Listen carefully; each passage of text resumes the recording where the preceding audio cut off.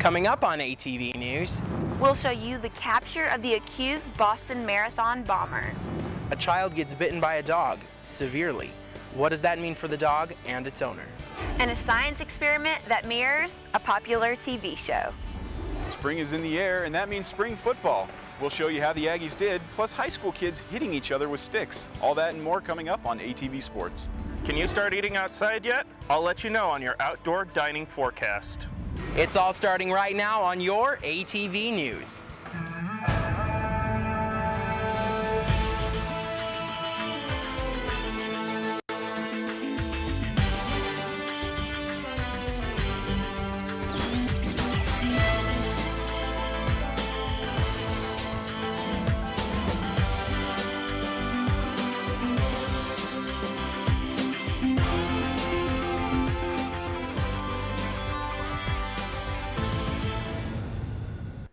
Welcome to our final ATV News broadcast of the semester. I'm Kelton Wells. And I'm Courtney Robinson.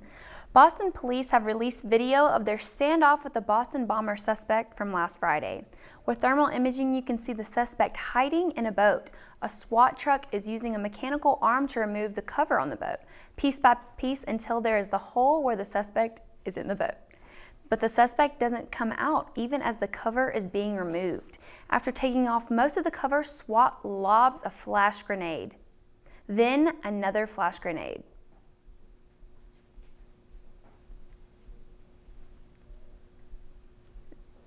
Then a third goes off. The suspect is still in the boat and appears to be laying down. It is not clear from the video the effect the flash grenade had on the suspect. After several hours, the standoff did end in the suspect getting out of the boat. He was arrested and then transported to the hospital for injuries. For many, this brought to close the events of the Boston Marathon bombing, but for the suspects' families, there are a lot of questions lingering. The reaction was anger. How could this happen? How could this do this? For what? For the sake of what? What beliefs? What prompted them to this? This reaction. But then I went through material, whatever is in there. Quickly. My first call to FBI. They could not have done this. Where are evidence? All you're showing, that's just the footage. Two guys are walking, and I found it strange. Tamerlan is walking in the front. Jahar is in the back. Why wouldn't they come together? Just, together as brothers, as I used to know them. Family says that the suspect is innocent and might have been framed, but according to the FBI, the evidence is against the suspect is overwhelming. According to Fox News, the bomber is not going to be treated as an enemy combatant, but will be tried through regular criminal courts. The Utah Statesman is saying goodbye to a familiar face. Jay Walmsley, longtime publisher and advisor for the paper, is retiring after 31 years. ATV's Eric Jungblut, who is also the copy editor for the Statesman, is live with more. Eric? That's right, Kelton. Walmsley and the Statesman had an impact on many people's lives, which is why those people turned out in large numbers on Saturday for a surprise retirement party to recognize Walmsley's years of service. Former and current members of the Utah Statesman staff met in the Eccles Conference Center Saturday to wish a happy retirement to advisor Jay Walmsley. Walmsley has been with the Statesman for 31 years and has seen several generations of staff members go by. Gosh, to see 30 years of people who are still in the business and appreciate the fact that they worked here to get their clips and the resume started and all that. It was fun to see all those people, and it was mostly fun to see them see each other. There were people at my little retirement party that hadn't seen each other in 20 years. Walmsley is retiring in part to spend time with his family. I don't have any plans as far as moving into another job or anything like that. It's some health issues with certain family members. My wife's not doing real well right now, so there's some things that require me to be at home more than I have been, and so that's one of the main reasons. Production nights at the Utah Statesman can sometimes be stressful, and sometimes we find ourselves here in the early hours of the morning. But Jay's cheerful attitude was always a pick-me-up. Whoever put that together? Dr. Pepper does not have a period. Jay has meant a lot to to me, and I guess to everybody who's worked at the Statesman, just because he's the backbone of the paper. He's the spirit of the paper. It's been a marvelous experience and positive throughout, and I'd stay longer if circumstances would allow. So. Yeah, so it won't be the same around the Statesman office with Jay retiring, but the paper has plans to move forward in the post-Wamsley era. And I know for a fact that production nights just won't be the same without Wamsley there. Back to you, Kelton. Thanks, Eric. It isn't currently known who will be Wamsley's successor, but the editorial staff all agree that he is simply irreplaceable. A 7-year-old boy is recovering after a dog attacked him at his birthday party. The boy was playing outside Sunday evening when the next-door neighbor's German Shorthair bit him in the face. The dog tore the boy's lip so bad that he had to have plastic surgery to repair it. Animal Control impounded the dog at the Humane Society. While it has its tags, the dog will stay for 10 days to be checked for rabies. The Animal Control officer said that while it was scary, the little boy is handling it very well. I went to see him the next day at his home, and I asked him if he was scared of dogs or animals, and he said he was not. And so he's been really a good trooper. He's a tough little guy. The dog's owner will go on to a court hearing where they will decide if the dog will be relocated or put down. I would imagine giving birth is a stressful experience, but what if you went into labor in public? One Cache Valley mom had to give birth in a very uncommon place. Peyton Telford came into the world just as every baby before him has, but he wasn't born in a hospital. Peyton's mom, Heather, was waiting for family members to arrive to watch her other sons before heading to the hospital. As her contractions got stronger, she decided to take a bath to help ease the pain. When the time came for Peyton to arrive, she only made it to the front lawn. When everything was said and done, Telford said everyone passing by made sure she and the baby were all right. People stopped by to see if we needed help with our other kids, people driving by and neighbors, and so it was pretty crazy. Great experience, crazy one, but a good experience. So. Both Peyton and Heather are doing just fine now that Peyton is 10 days old. Science can be a boring subject for many people, but it shouldn't be if it involves shooting and breaking stuff. That's exactly what the physics department did in true Mythbusters fashion last Friday night at the Echo Science Learning Center. The physics department was busting myths along with some other things as they showed off some fun experiments to students and kids. After their Mythbusters presentation, everyone got to try out some of the experiments for themselves, and physics students explained the science behind all the fun, a word which the physics department hopes that kids will remember. Mostly, we just really want to see a growth in interest in science and keep kids interested in what they're doing or in what we're doing, and we just want to see a lot more activities and stuff geared around science and show how it's fun. The physics department is planning on making Mythbusters into an annual event. Coming up next, procrastinating Aggies. We'll show you the last and possibly biggest True Aggie Night Kiss crowd of the semester. And the newest queen of USU will show you who wears the crown. Hi, my name's CJ. A few years ago, my father became seriously ill. I did what I could do before he passed, but it took its toll. I lost my job, my house. I'm getting back on my feet, but I don't know when there'll be food on the table. How'd I do, CJ? We could be twins. Well, cousins, maybe.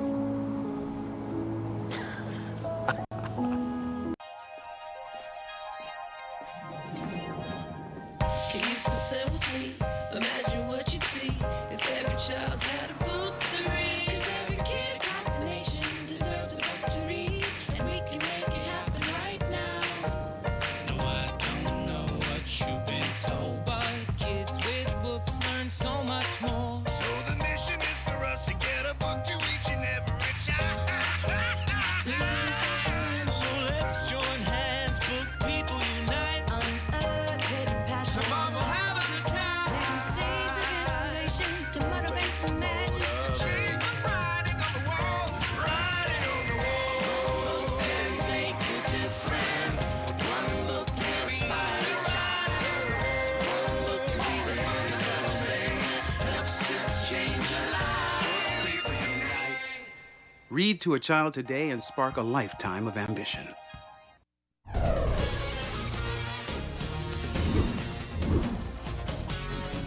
Welcome back. Kelton, are you a true Aggie? You know, I'm not. I was a kisser in the kissing chain a year ago, but I'm not a true Aggie. Well, today is your lucky day because I am. So we can make this official right now in front of everyone. Well, I don't think it would be official because it isn't a full moon, and it certainly isn't midnight. Okay, all right. There were plenty of people who showed up for the True Aggie Night this week, and it looks like some of them had a really good time. Many people lined up outside Old Main on Friday for the A-Week True Aggie Night. Couples waited in a long line for their chance to walk up the steps and become a true Aggie. The tradition calls for a kiss atop the A, and kiss they did. There was tons of kissing and lots of watching and cheering as well. Hundreds of people showed up to kiss, in fact. There were short kisses, long kisses, and one guy even got up on a bucket to kiss his tall lady friend. I'm excited. It's my last semester at Utah State. I'm about to get kissed. I love everything about Aggie Night. I love this guy. I love this guy. I like this girl. And I like kissing. Woo! If you want to participate in True Aggie Night, just be at the block by Old Main during the next full moon and you'll probably get a kiss. You've probably seen the Mr. USU pageants each year on campus, but what about the ladies who represent our school? ATV's Tamara Bradley went to the first Miss USU pageant held last Thursday. Beauty pageants might be common, but Thursday was the first Miss USU pageant the university has ever held. Well, I think they did one like a way long time ago, but it's just been so long. We don't know what year it is, so first one in a long time. We'll start with Miss Chats, Danielle Manford. Girls were chosen from each college to represent their department in the pageant. When they asked me to do it, I was like, no, pageants are so stupid, but it was so good. Like, I loved it. The girls were judged in a variety of ways. Back here in the dressing room, the girls changed from their celebrity outfits to their talent show costumes to their evening gowns. Hollywood was the theme for the night, and the girls even got to dress up like their favorite stars. After their performances, like most pageants, they had to answer individual questions. Being an Aggie is the best place to be. Then a winner was announced. Miss USU is Laura Mortensen. Miss Science took home the crown. I was so shocked and amazed, and I was just like, this is unreal, because all of a sudden I'm getting a crown and a sash and a check for $2,000, so it's just a rush of emotions, just exciting. The girls say they hope the Miss USU pageant will become a tradition. Tamara Bradley, ATV News. Laura Mortensen will keep the crown through the 2013-2014 school year. As of right now, there are no definite plans for Miss USU pageant next year. You know the library is the place to go for checking out a book, but would you know where to check out something like Forsythia? Our Marie Tietze visited the USU Herbarium to find out. The USU Herbarium has over 1 million records of different species of flowers, plants, fungus, algae, and more. Well, that's Pinus flexus in our language. Plant species are pressed, stored, and preserved so they can be studied under microscopes. The plant material without the label is useless, and the label without the plant material is useless. And what the label tells us is when it was collected, and where it was collected, and by whom it was collected. And so now what we're doing is we're actually going back and georeferencing those locations, because a lot of them didn't have it. And that's how we can make really good distribution maps, and we can link those maps back to the individual specimen. Just, you know, identifying them is just kind of like a fun treasure hunt. You know, going through a dichotomous key is just really fun and exciting for me. You know, as soon as I figure out what the plant actually is, it really gets me excited, and I think that plants are really complex, and I like studying their complexity, and I find it fascinating. I think we need to associate the names. But a visit to the herbarium isn't just for botany majors or professors. That one's going over there too. Anybody can come in here, pick any specimen, and look at it underneath one of these microscopes. Students can document their own findings, study any species, and even order other types of plants from around the country, just by signing in at the door. Marie Tietze, ATV News. You can visit the herbarium Tuesday through Friday from 8 a.m. until 5 p.m. and it's located underneath the Junction Cafeteria on campus. You know, Kelton, it has been so cold. It has been very cold. I just feel like you can be blinded at one time but still freeze and see your breath all at once. That is true. Crazy. Well, our Randall Henry will be coming in to give us our weather forecast. It is currently 48 degrees and sunny here in Logan, Utah. Stay tuned.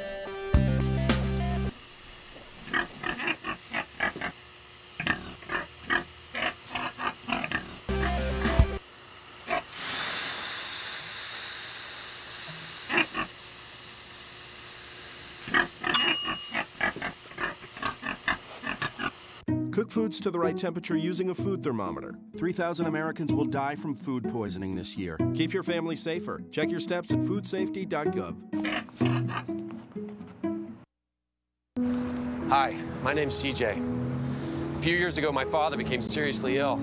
I did what I could do before he passed, but it took its toll. I lost my job, my house. I'm getting back on my feet, but I don't know when there'll be food on the table. How'd I do, CJ? We could be twins. Well, cousins, maybe. Play a role in ending hunger. 2 outs with a runner on first base. Now the big guy comes up to bat, hitting .342 with 92 RBIs and 36 homers.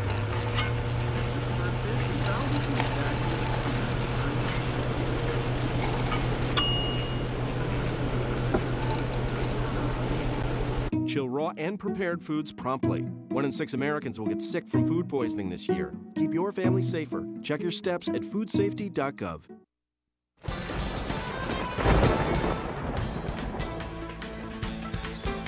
Well, Randall, this weather has been kind of all over the place. Is it going to warm up? Yes, it's finally warming up. No more clouds, no more doom and gloom. Oh, that's all sunshine and rainbows from now on, except for the rainbows, because that needs rain. And there's no rain. And I'll tell you more about that. Let's go look outside, though, really quickly. As you can see outside, it's sunny. It's a little cool outside, but it's not bad. And it definitely is going to be warmer as the week goes on. So let's take a look at our temperatures, find out what exactly is going on. Okay, as you can see here, this is our national weather temperature map, and it has everything you need. You got Utah here. We're in mostly greens actually right now, with Cache Valley being a little blue.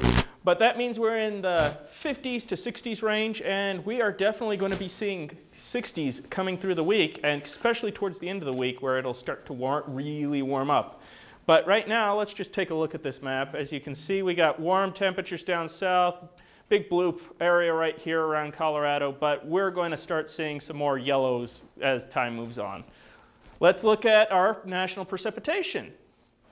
Okay, as you can see, the Midwest is getting rain, but we're not. This is kind of a mixed blessing right now because, well, we're in a desert. We need rain. We need rain for our crops, but we're not really getting any right now. Now, this means that it's going to warm up and it's going to be nice and sunny, but it does mean that we are not getting rain. The Midwest, however, is getting rain, and that will be good for their crops, and maybe, just maybe, next week we'll see a little bit of rain. But right now, it's going to be beautiful and sunny. Let's move on to our national weather. Again, as I said, we got the Midwest here, and they are getting rain. And that pretty much sums up what's going on, except for maybe a little bit around here where there's little pockets of snow still lingering. And that's amazing. I know, it's April, it's snowing. What are you going to do? It's not Mother Nature. There's a little bit of fog off of California as well, but that's not really going to affect us. So let's look at our 5-day. Oh, I'm standing in front of today. Okay, today we had a high of 50 and a low of 27, and it was pretty much sunny throughout the day. Really helped things out. Tomorrow we're looking at a high of 58 and a low of 30. Yeah, can't see so well. Sorry about that. But Thursday we're going to get our first day of the 60s, and it is going to be 62 with a low of 35. Friday, 67. Like I said, high 60s. Low of 39, and Saturday, 69, low of 43. And that is your 5-day.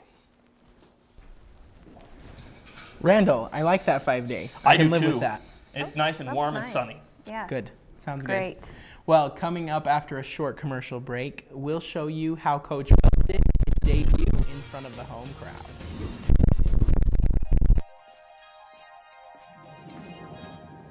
You can say with me, imagine what you'd see if every child had a book to read. 'Cause every kid across the nation deserves a book to read, and we can make it happen right now. No, I don't know what you've been told, but kids with books learn so much more. So the mission is for us to get a book to each and every child. So let's join hands, book people unite, unearth hidden passion. Come on, we'll have a good time. Planting seeds of inspiration to motivate some magic. To change the writing on the wall, writing on the wall, and make a difference. One book can inspire a child. One book can be the first little thing that helps to change a life. People unite. Read to a child today and spark a lifetime of ambition.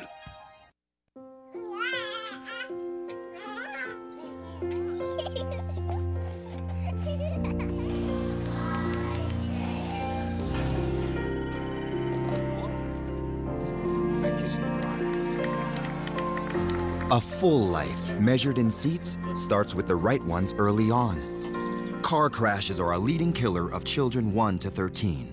Learn how to prevent deaths and injuries by using the right car seat for your child's age and size.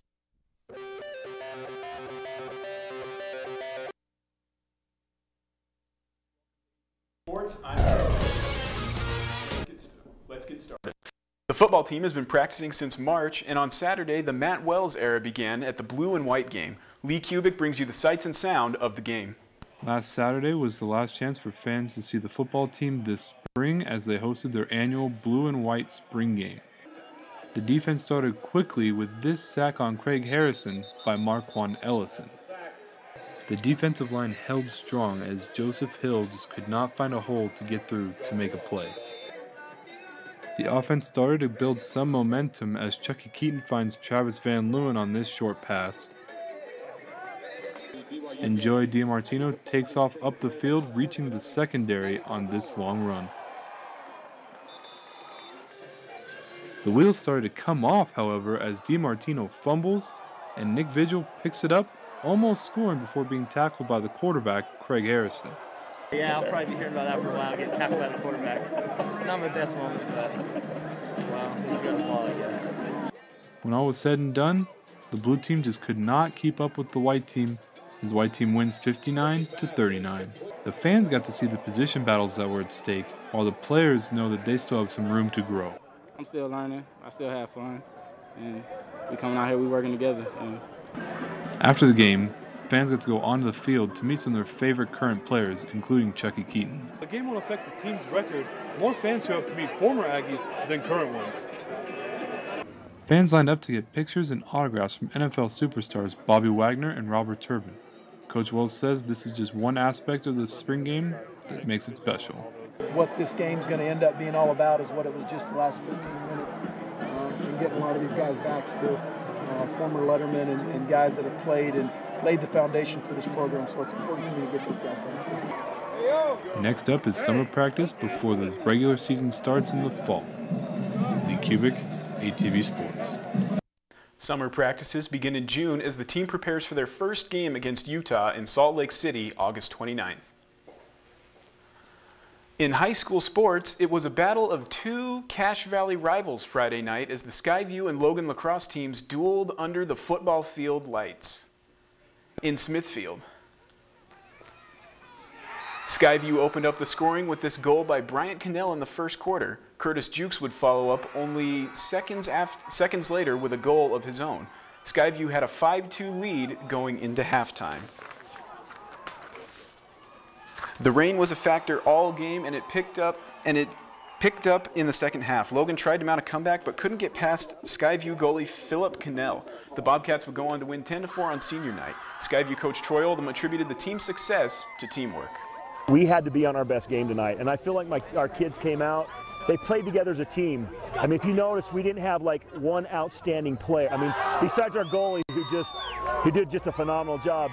But really what we did was we played as a team, and that's what we asked them to do. That's how we practiced all week, and I just couldn't be more proud of them. Because both are club teams, they don't usually play on the football field, but Skyview made an exception for the final game of the season. You're now up to date with your ATV Sports. Tune in Thursday for Aggie Sports Corner. Back to you, Courtney and Kelton. All right, thanks, Eric. Up next, a race to help children and comfort families. We'll tell you more about Melanie Clausen and why their community ran for her right after this commercial break. Now the big guy comes off the bat, hitting .342 with 92 RBIs and 36 homers.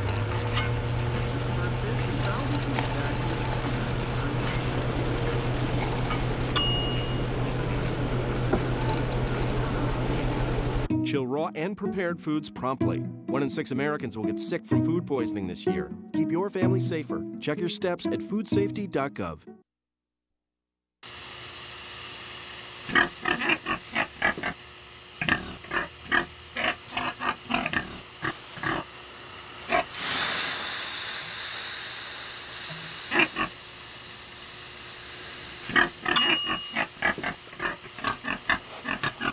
Cook foods to the right temperature using a food thermometer. 3,000 Americans will die from food poisoning this year. Keep your family safer. Check your steps at foodsafety.gov. Hi, my name's CJ. A few years ago, my father became seriously ill. I did what I could do before he passed, but it took its toll. I lost my job, my house. I'm getting back on my feet, but I don't know when there'll be food on the table. How'd I do, CJ? We could be twins. Well, cousins, maybe. Play a role in ending hunger. Visit feedingamerica.org/hunger and find your local food bank.